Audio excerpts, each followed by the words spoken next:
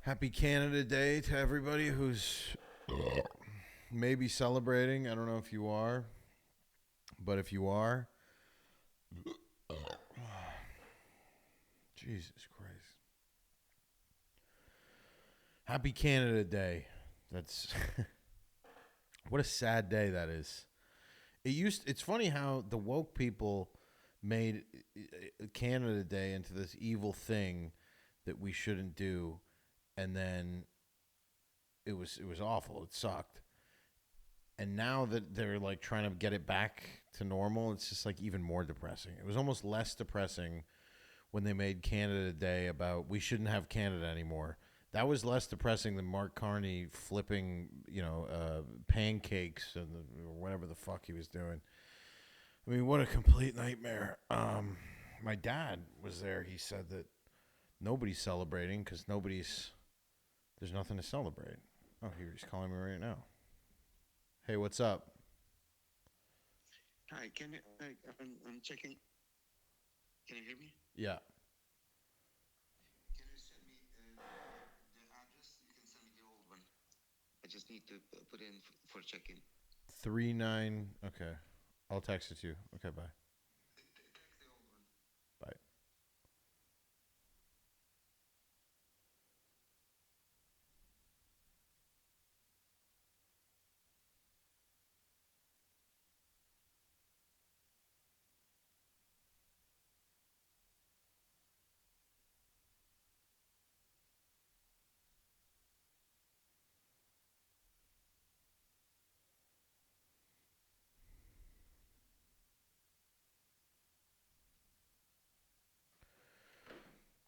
What's up, everybody? I put out another comedy special for everybody to enjoy. I'm wearing my Canada outfit right now, the Raptors jersey, the Prada glasses, the Make Canada Free Again hat, and the little bit of Jacob that I treated myself. Sometimes you got to treat yourself. I mean, how many shows? I did 19 shows in 11 days, which is pretty crazy. And before that was another 10 or 20, I don't know. But I brought my family. That was cool. I brought them to New Jersey, which was kind of weird to bring your family, fly them in to come to New Brunswick, New Jersey, but they did. And it's a shithole a little bit. I mean, I love the fans there, but it's a bit downtrodden, as they say. I mean, it's not in the best shape. There's a lot of crazies walking around. They have like community watch leaders instead of having like cops. They just have dudes walking around going, "Hey, bro, you can't park there, bro." It's absolutely ridiculous, but what a great time. So I took the family there, took the family to New York City. We witnessed a robbery, which was pretty crazy at Bloomingdale's. We were like in the midst of some black teenagers masked came in while we were looking at the sunglasses or something like that, and we're storming around, and everybody was running around. We had to run out. It was kind of scary. And then we went to the slime museum, but after almost getting fucking, oh my God, it was terrifying. So we got out of that, but stayed in New York, and I drove from New York to Long Island for those shows, and then came back to the city, and then drove Bridgeport. That was kind of a bitch of a drive, but those were great shows. Bridgeport, Connecticut. Thank you. Um, that was a fucking fun time. Then we went from there to Charlotte, North Carolina. Well, that was actually where we ended it. We went to Greenville, Greensboro, and then Greensville is South Carolina, Greensboro is North Carolina. Then we went to Raleigh, which is really nice. I really like Raleigh a lot. Charlotte, bit of kind of ghetto. I mean, that's what people told me, and then I went and I was like, no, they were right. But Raleigh's really nice. I bought some hockey equipment. I went out and played hockey with a fan at the meet and greet. Came up to me and goes, "You want to play hockey tomorrow?" And I was like, "You know what? Yeah." And I needed new skates anyway, so I went and bought some new skates. He had some other equipment for me, skated around, shot some pucks. It was like a practice type situation, all ages. But it was fun to just kind of skate around. And that's what I've been doing, focusing every day on myself, as one should, and figuring out how to make this thing go a little faster, so or better, or whatever verb you want to use. Is hopefully that's a verb. But yeah, so put out a new comedy special today for the Canadians because, as we know, Canada is not a real country, and they are kind of living under the woke rule of the crown still. It's crazy how woke England became, and that's who technically still owns Canada. What a mess. I mean, Keir Starmer having to step down. I mean, if he's stepping down, Carney should step down. Wasn't he part of his cabinet? Wasn't he working with him? And that he doesn't know what he's doing. If he was working with England, he fucked everything up there, and now he's going to fuck everything up in Canada. I mean, it's nonsense. But anyway, I like it. One day that now they do one day woke, one day not woke. So one day they'll be like, Happy Somalian Heritage Month, and then the next day they're like, we need to get back to what Canada was built on, and then they show videos of white Canadians from 30 years, 60 years ago building, doing stuff. And it's just, I still, even though I'm living in the States, I still watch all the Canadian propaganda on X, because that's the only place they post. I don't think Canadian, like CBC and stuff, it's crazy. They banned themselves from being on Instagram. Like, you can't follow CBC News. Like BBC News, they have CBC News for Canada, and you can't follow it if you're in Canada because they don't allow you to watch news on social media, and they tell you, except for X, which they want to ban completely. But they always make it seem like, oh, no, we're only doing this for because we want the journalists to be paid more. And they think that the social media companies should pay the journalists millions of dollars. I mean, listen, I'm sorry. If you want to be a journalist, you don't necessarily deserve to be a millionaire unless you're creating a media empire, or you're an anchor, or you're a notable person. If you're a real journalist, I mean, it's tough. It's a tough job. It always was. I remember going to the job fair when I was in high school in Toronto, Canada. And the job fair was at the convention center where they have the auto show downtown by the lake. And you walk around and you go to all these different universities, and they all have their own kiosk set up. And it was actually funny. I remember I went up to a drama. There was the best drama school in Canada, which was at the time, I think Ryerson University had like a really good drama program in 2009 or 10 or whenever we were going to those things. And I remember I go up to the kiosk and they go, what do you want to do? What do you grow like with the like? And I was like, I want to be famous. And they laughed at me. They're like, well, that's not what we do. We teach serious drama, and you'll be able to, be in a play. But, they made it seem like you could never be famous from this. And, of course, now with social media, they were so wrong and stupid. But I didn't need to do that. But I was also curious about journalism. I did apply to a journalism, I believe, program that I think I got into at Carleton University in Ottawa. And I think I got a scholarship for a decent amount of money for that, but I didn't take it. I wanted to go to Queen's University and be drunk, lunatic. Queen's also, that's where Elon Musk went for a couple of years, funny enough, but and a few other notable people out there. But they told me at the journalism kiosk when I was there that, this, you're not going to make a lot of money. The industry is like ending because of the internet, blah, blah, blah. But the government of Canada is going to get these journalists paid. And the whole thing is, it's like, it fucks over the people of the country because now they can't read the news easily. And it fucks over the journalists because now they feel that they have to report one side of the story only to get this support from the government that maybe one day will get paid somehow. Ugh, they shouldn't be paid anything. They shouldn't be paid anything. It should be volunteer hours, as far as I'm concerned. It's the way they get paid is government funding in Canada for being a journalist. Unless you're with Rebel News, and then they go, oh, that's not. So that's the big thing. Rebel News is like the only right-wing news company in Canada. There's no Fox News Canada. There's no nothing.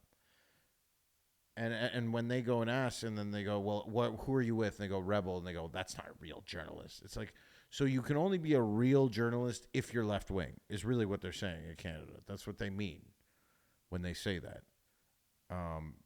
But the whole thing's a sham in Canada. I mean, as far as, the opposition party, the quote unquote, what the Republican kind of version, like Canada's version of a Republican party, the Conservative Party of Canada, is a joke.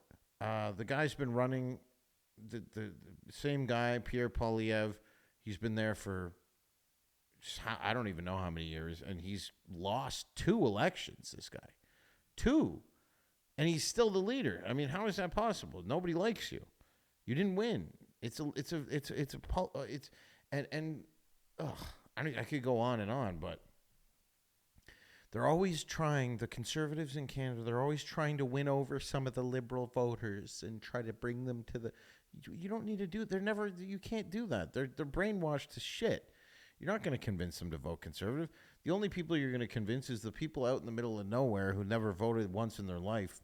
And if you start talking about deportations and creating a Canadian version of ICE, then yeah, they're going to vote. But if all, Canadian Conservative Party, and what do you guys stand for?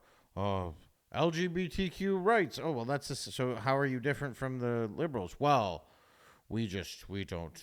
Well, they aren't. It's sad, but they aren't. Pierre Poilievre gets in. He's not going to take away all this gender bullshit that you need to have pronouns in your email signature. If you're at work for the government, like legally you have to, or you'll be fired. I mean, what the fuck is that? Seriously, so you have to, even if you work for the government but you're right wing, you have to have your email signature. Even the Conservative Party members have he, them, they, the, who, ha bullshit. Shouldn't be like that. If you're actually conservative, you're against it. And that was the one good thing Pierre said recently, where they asked him if he's going to go to any Pride events, and he goes, not my plan. I don't have a plan to. And it's like, oh. But why not just be like, I think it's stupid, straight up. I mean, one of the guys did that, Jamil Javani guy, or one of the members of parliament. Anyway, I don't want to bore my American fans. There's much more exciting things going on than Canadian politics. However, Canadian politics were traditionally always so boring. Like, it was always that Canadian politics were so boring that nobody cared. And then, you know what happens with that? Fucking look what's happening. It's basically tyranny. You have Mark Carney, who's the prime minister, who became the prime minister in a fucking weird way, that Trudeau just out of nowhere steps down. Mark Carney just instilled as the prime minister. It was voted on, by Liberals who, whatever. Okay, it was voted on within the party. He gets that, and then he does an election almost right away and wins because it was kind of a genius thing to do. And then he fucking bribed, or whatever he did, to, convince these conservative members of parliament to switch to the liberal side. Americans have no idea this is what's going on. Imagine you had like 5, 10, random Republicans switching parties to the Democrats and going, no, I'm actually a fucking radical socialist Democrat. I was lying the whole time, and I'm tricking even though I got elected by people who wanted me to be conservative, I'm going to be liberal. It's fucking that. And then they go, well, so that's how Canada. So did you skip civics class? That's what they always say online. Oh, this guy definitely skipped civics class. You don't know how the government works. Yeah, I do. They cross. There has been crossings in the past. I think one in 2008 and one in I think one of Trudeau's guys crossed over to the Conservatives once. One. It never was it didn't mean anything for the party. It didn't create a majority or government or whatever. So it's and then they go, well, you did it, now we can do it. Oh, we did it 15 years ago in a totally different world, but so it's okay for you to have 5 members of parliament cross the floor and you have an automatic majority all of a sudden, and all those voters are just made to feel like fucking they live in it. If you voted for a conservative and then the guy switches parties, is that going to make you feel good about the country you live in? I mean, what kind of fucking joke is this? Seriously, I'm watching this stuff sitting in Texas going, geez, I can't go back there. I can't actually. I mean, I don't even know if for shows, okay. And I'll tell you this, I didn't really tell anybody else, but I was supposed to do a show in Toronto because the last show I did in Toronto was 3,200 seats. Sold out, Meridian Hall. The next day, the same venue, Kamala Harris was there. It was a nice venue. That's how you know it's a nice venue. And good for them for having both sides of the spectrum. And I would go back to Meridian, but we were going to go bigger. There's another place in Toronto called Coca-Cola Center. It used to be called the Ricoh Coliseum. I think it was the Enbridge Coliseum for a bit. But now it's Coca-Cola Coliseum. 75-ish hundred seats, and it was going to go on sale. And then all of a sudden they were like, oh, we just don't want to have anything controversial. We don't want to have anything controversial. AKA, we don't want to have anything popular. And then I looked into it, and yeah, that venue is owned by the city. So at the end of the day, it's probably still Olivia Chow fucking me over going, we can't have this guy fucking performing at city venues because he made fun of me. That's not right. I'm a citizen. I'm allowed to make fun. I'm allowed to make fun of the powers that be, that free country, that are political powers. And there was a nice article actually written about me. It was an opinion piece, but still, in the National Post, if you're Canadian, it's a good newspaper. And they talked about what they did in to cancel my shows in Nanaimo last minute was basically unconstitutional, and if I were to do something about it, crazy. It's totally nuts that they wouldn't allow that show to go on. It would have sold out, but we're looking at other options, and we're gonna find stuff. We'll find maybe we have to go bigger. But that's the thing. You just at every stage, there's always people trying to fucking screw you, and not really screw you, but stifle and not let you pass and try to keep you down. And you just have to you just control the variables you can control. You know what I can control? I can control that I get on the bike and I sweat every day, and that I'm trying to eat little fucking scraps of vegetables and shit that's healthy, so that whatever it is you're trying to achieve, you have to be extreme. And is it extreme to constantly be putting out comedy clips every day and putting out, or some form of content? I mean, today we posted a full special. I didn't put any clips out for it. I just posted a picture. Yesterday's clip got 1 million views, so I thought, let's leave that for a minute. Let that sit, and we'll have something else tomorrow. And that's what you do. You push harder and harder. And yeah, the reality is it's a marathon, not a sprint. And that's why I try to remind myself, like, hey, you're doing a lot. You're doing good. You're traveling the whole country nonstop, touring, sold out. I mean, Raleigh was the only shows that weren't completely sold out. There was a few of them sold out. A couple of them almost sold out. A couple of them were like, but this is the second time I've ever even been to Raleigh. The first time I went to Raleigh, I did 220 seats out of 400 or whatever it was. And then I'm doing, we did 1,300 seats or something like that in Raleigh. Charlotte sold out 2 shows, and then the early show was like a spillover from more people wanted tickets. So we did a 3 p.m. show on a Sunday in Charlotte, and so I got to remind myself, things are good. My kids are happy.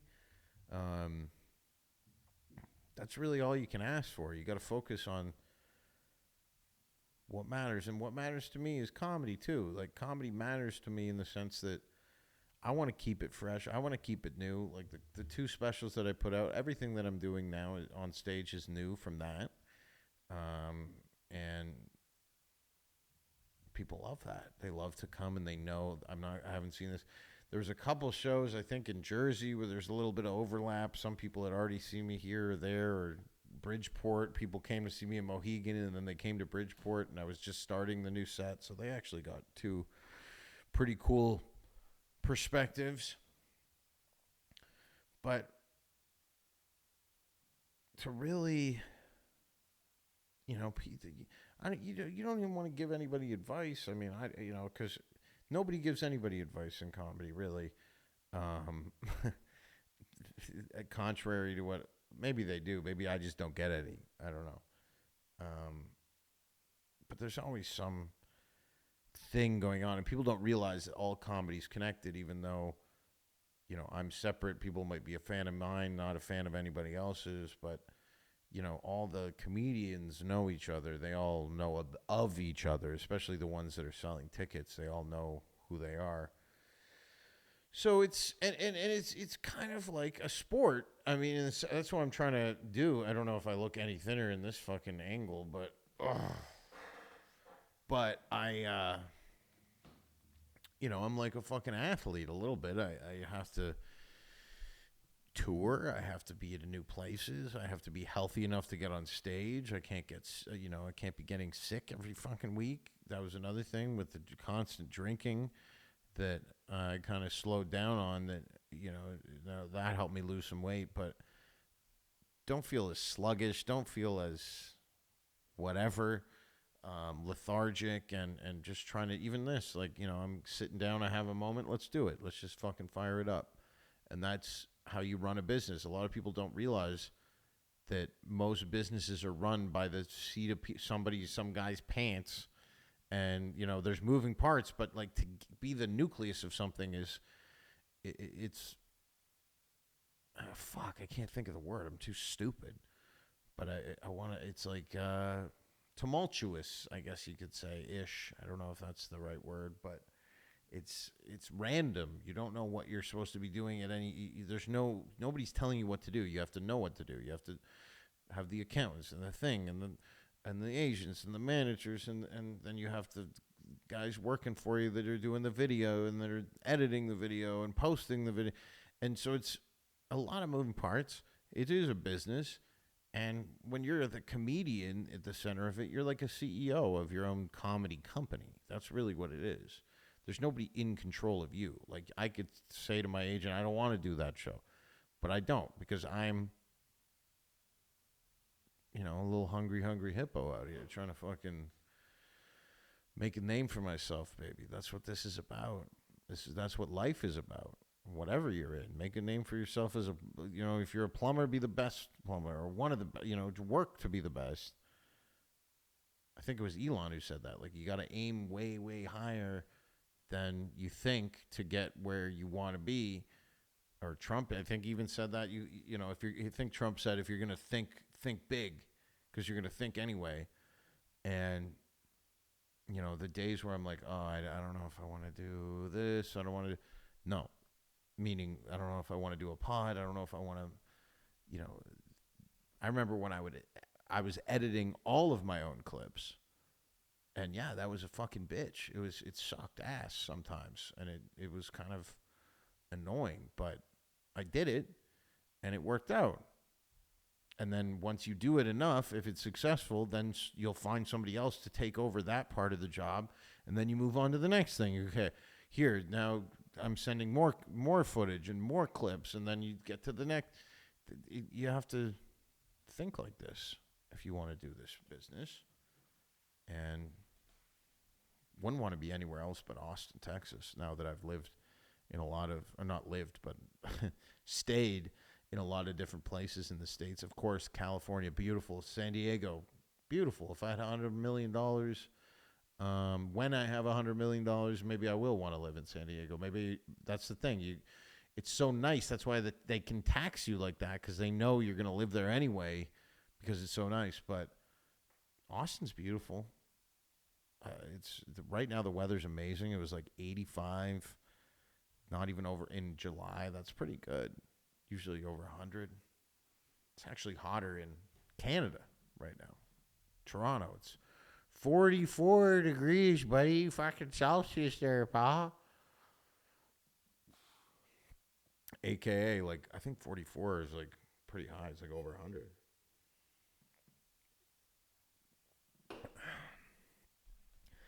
But Texas is premium America. You know what I mean? It's a premium state. That's the way I look. Like, New York is also in a way, but so it feels like it's crumbling when you're there. You're like, this is crumbling, and then there's still the women walking around that think that it's like the place to be. It's like it's not. Okay, it's fucking not. I'm sorry. If you're 24 and you're like, I'm in New York and I'm sucking random, no, you should honestly you should be married off like it's the fucking 20s and just here's your husband and move to fucking Iowa or Ohio. Ohio, actually, I really like. Ohio, I could see myself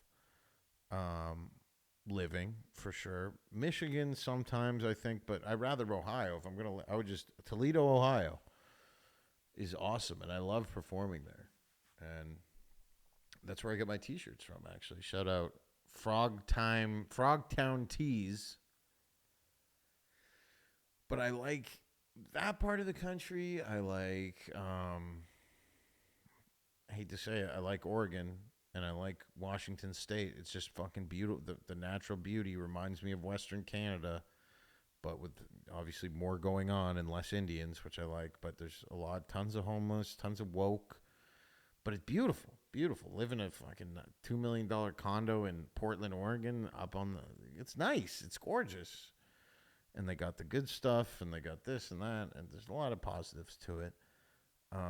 But then the taxes, and and then you have all these like sketchy people. So I don't know. There's something about Texas that I love, and I've been in love with it ever since I first came here on vacation. 2020 went to see what it was like without lockdown. That was like the Texas. I mean, some people Florida, but I think even Florida was more locked down. Texas was like open for business, baby. And I just fell in love with it. And it's just been a pleasure to be able to raise my kids here. And,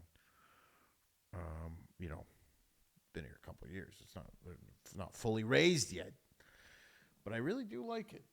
And there's the entrepreneurial spirit in the air. You can go from 0 to 100 here. Not like some places like New York. I mean, it's fucking insane to be an entrepreneur there. You're living in a complete dump. It sucks.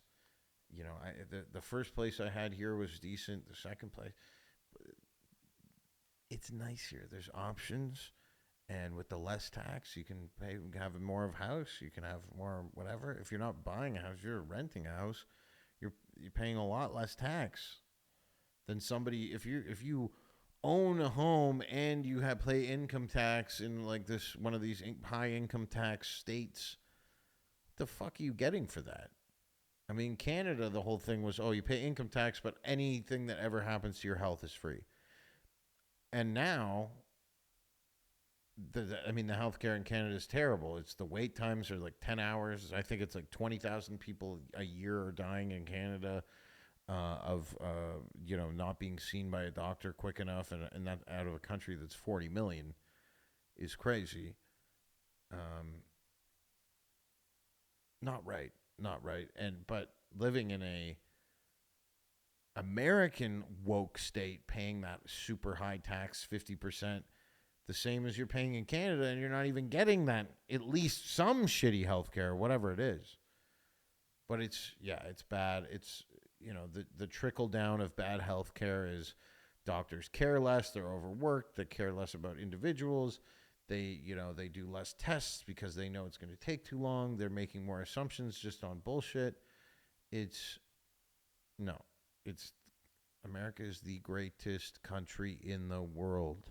There is no better country than America, and that is overall. Canada, when I was fucking 15 years old, it was the best country in the world, similar to how America was, but in a different. It was a very safe place. It was very community, and it was very. You want me to say white here, but it was whiter. I don't know if that's even the word. It's more just the culturally, there was a cultural cohesion of we're all Canadian and this is what it is. Now that's gone. That's completely gone. There's no cultural cohesion of we're all Canadian. It's, Carney just said it. Mark Carney. Oh, well, we're not a melting pot. We're a mosaic. A mosaic. Oh, yeah, nice mosaic. Like the ones they have in the train stations in Canada, the mosaic of all the communist art. Like, they always have this like commie art with commie, paintings of the black oblong people and the big fish and the fucking native thing. And it's just like, guys, this is depressing. People do not like this. So, America's the best country in the world. And I'm not saying Canada was even really competing with it, but Canada and America were always kind of going hand in hand. Canada and America are supposed to be friends. Their proximity makes them, they have to be friends. Because if they're enemies, it's obvious what's going to happen. Okay? We know what's going to happen. America takes over Canada, and then everybody becomes happier. Maybe. But you have to be friendly when you're that close. Otherwise, you're like, what are we doing? Canada's values are American values. That whole thing. Muslim values are Canadian values. That was another stupid thing Mark Carney said. Canadian values are American values. They are based on the values of the post-war America, Christianity, Catholicism, Protestant, all that stuff. Jews, yes, to a lesser extent, but they were there, and that was the Jews made the movies and the stuff, and respected the Christians, and helped in all the Christmas movies, all the Christmas songs that Jews made.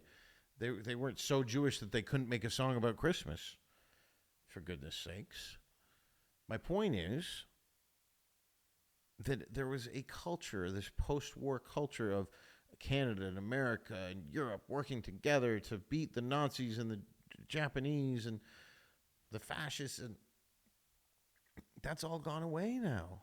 It feels like Canada wants to pretend like they're some sort of different, like the difference in culture is Canada's shittier. That's the fucking difference now.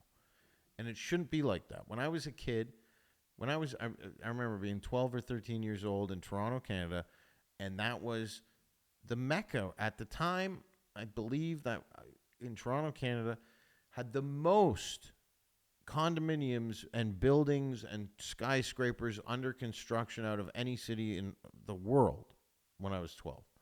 Okay, then other cities, Dubai and stuff after had that boom.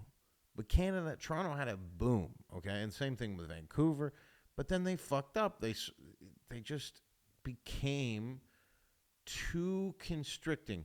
Any part of the, private entity within Canada that starts making money off energy or infrastructure or construction, anything that they squeeze and they tax, and then that causes those companies to become more corrupt because they need the money, so they can't just give away, so they have to find ways to move the tax, doing sketchy shit. Everything becomes sketchier when you increase the tax that much because people instinctively want to keep their money and figure out ways to do it, and then they're less incentivized to actually just use their own money to help society in the ways like Elon Musk does, or other rich people throughout history in Roman times that, a lot of those great works weren't just taxpayer funded. They were funded by the richest guy because he wanted to have his mark. But if you're taxing the living shit out of those people, what the fuck? What incentive do they have to build anything? I mean, when you go to a university, why is Queen's University? Why is this building called Douglas and this building called, Victoria Hall and blah blah blah? Because the person with the name donated it, paid the money to build it. So if you don't have those rich people, you don't have a fucking society. And that's what Canada and a lot of these ultra woke states like Minnesota and New York and California and Washington and Oregon, they're going to come to the same fate where it's like people don't want to fucking live under that. They'll move to the next place. They will move on. And Canadians were raised to be smart, and I don't think they're willing, the smart ones who want to have a good life, they're going to figure out a way to get out. Mark my words. If things keep getting worse in Canada, it's just, I mean, I think it's like, 10,000 people a month are leaving Canada or something crazy? Insane. And everywhere I go now, every show there's Canadians. Carolina, there was Canadian. I'm from Toronto. We're from Montreal. We're from here. We moved here. We can't do it anymore. It's bad. And those liberal people who are just dancing around, like you go, but everybody's poor and everybody's on the street doing fentanyl, and they're basically just like, la, la, la, la, la, no, it's fucking great. You guys are retards, okay? You think life in Canada is great? What gives you that thought that it's great? Oh, well, I can go to the grocery store and I can go, but it's expensive. Well, yeah, but that's because of America. America is the one that made it. No, it's not. Everything is expensive in Canada because Canada is stupid and is being run by stupid people. And instead, it could be a much better place and be working brilliantly with America. But they've opted for the only way to get elected now is to say, we're going to push back against America. But America's the only fucking thing Canada has going for it. Okay? Go to any Canadian-American land border and you'll see the amount of trucks going back and forth. All of the goods, the main things that keep Canadians functioning is from America. Okay? Could they survive without them? No. Period. It's just what it is. And you can argue, oh, well, you don't know what you're talking about, blah, blah, blah. Okay. All right. Then we'll see. We'll see. But I don't want to be part of that. And I can't stand the Canadians that are so against Trump. And, how could you even live there? It's scary. It's like, how can you live there in such a fucking pussified environment where every penny you get, you get dollars. It's, what is this phrase? Pennies on the dollar. You're paying.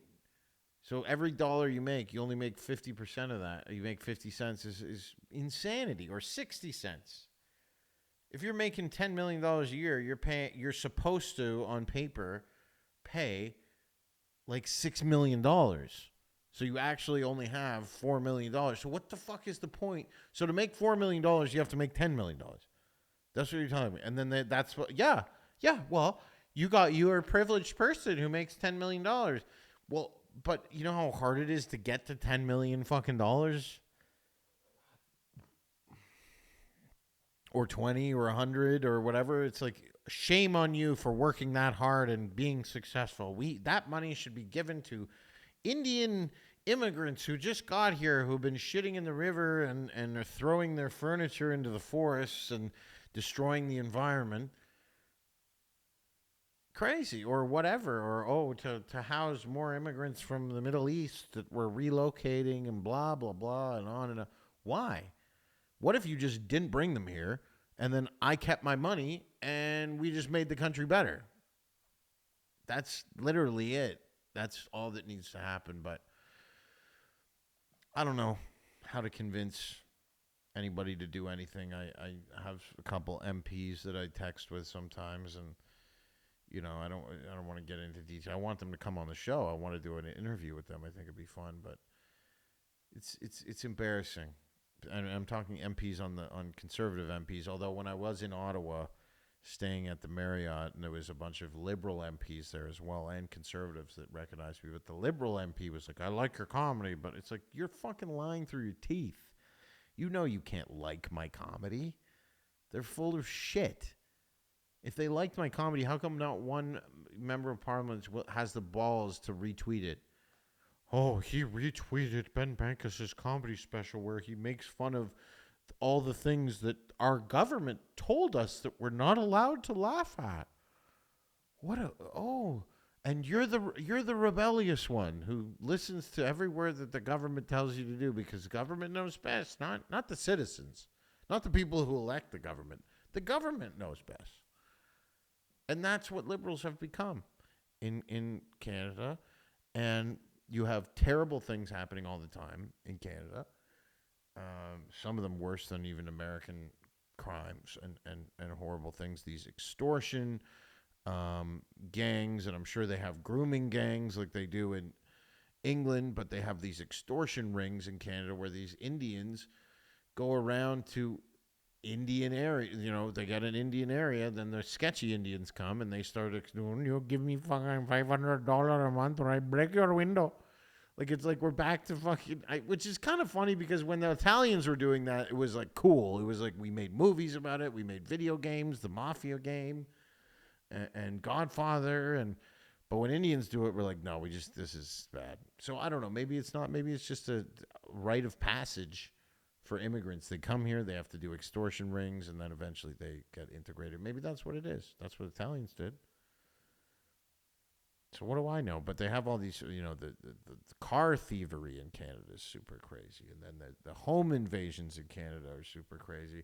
And then the new thing is the truckers aren't qualified and they're crashing the trucks into people and killing people and families and all these, like the other horrible thing that happened in BC where the trans person somehow had guns in which Canada's so super gun safe.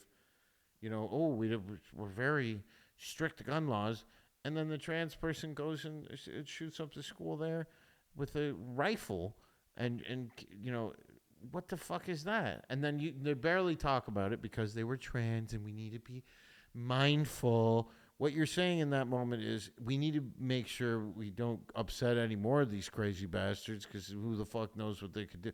That's not the right way to be a human being. I'm sorry. Talking about things, making fun of things is different than going and blowing random people or anybody you hate's head off. It's crazy. It's not supposed to happen.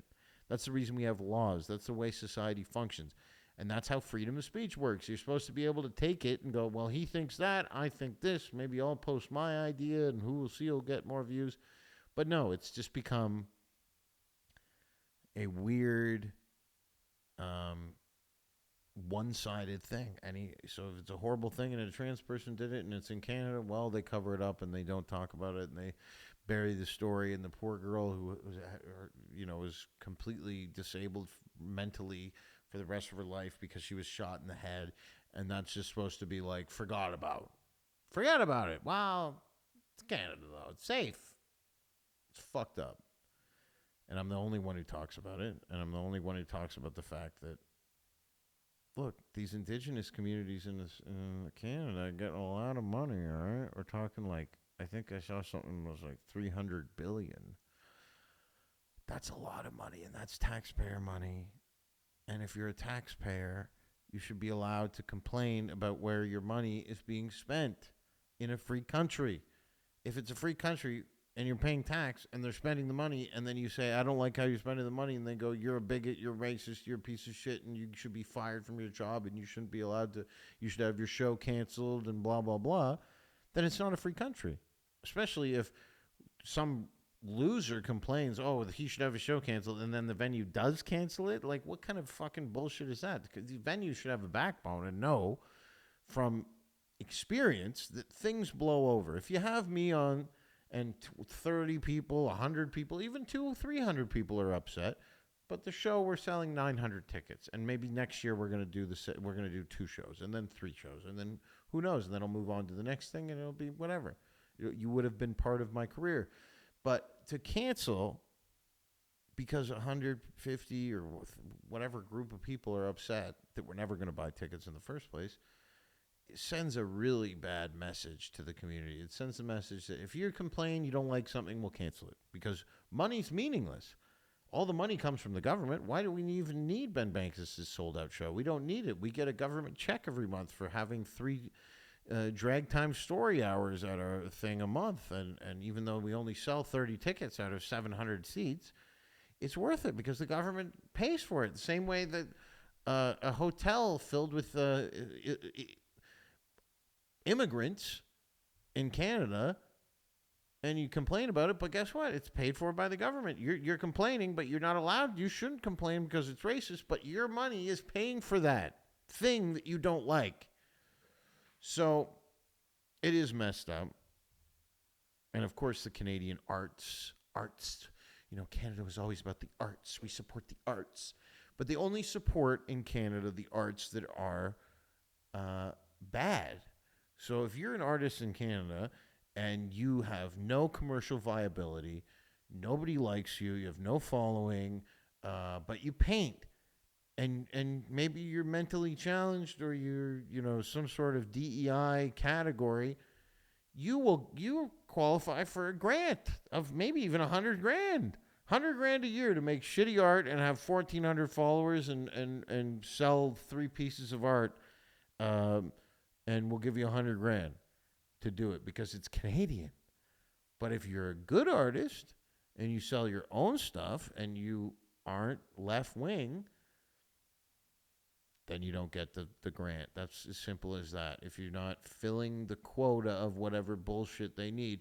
So they're funding. So again, so that's what you're going to complain about. Well, but it's taxpayer money going to pay for these loser artists. Whereas my thing was they would go, his show at Nanaimo, for instance, or the other place in BC, Cranbrook, should be canceled because it's a taxpayer-funded venue. Yes, but the funding is to pay for all the staff who worked there for 35 years, and then the building became non-commercially viable because you stopped having any good acts here because it's a fucking dump. And then so now you have to pay for all these woke loser acts that sell no tickets to come through, and the government subsidizes those acts. And then me coming through selling out is actually helping pay back the government, okay? And then I pay tax on the money I made, which goes back to the government. That's supporting the taxpayer venue. Canceling it is like the stupidest thing ever. Now there's no support. So those venues made a mistake, and it's ridiculous. And the Toronto one made a mistake that one didn't. I didn't tell anybody, but now people will know from this if they are watching this. And that's what I'm up against. I'm up against the world, baby. It's Ben Bankas against the motherfucking world. My last week I put out a comedy special, Are You Mad? It's got about 360,000 views right now, which is doing pretty good, I think. I don't know. I'd like it to be 1 million. I'd like it to be 30 million. And I need my fans to share it. I know a lot of them are like, well, I fucking could barely figure out how to get the link working, but once I did that, I watched about 20 minutes. Share it with the group chats. Share it with your friends. Let people know. And right now, all my shows in Canada are sold out. I think the only ones I had were in Calgary, Deerfoot, or one of the casinos. I forget which ones. I think, Deerfoot. Yuck Yucks is Elbow River. We used to do that, but Deerfoot, 2 shows sold out. Maybe we'll add more there. We probably should. We have a lot of time until those shows.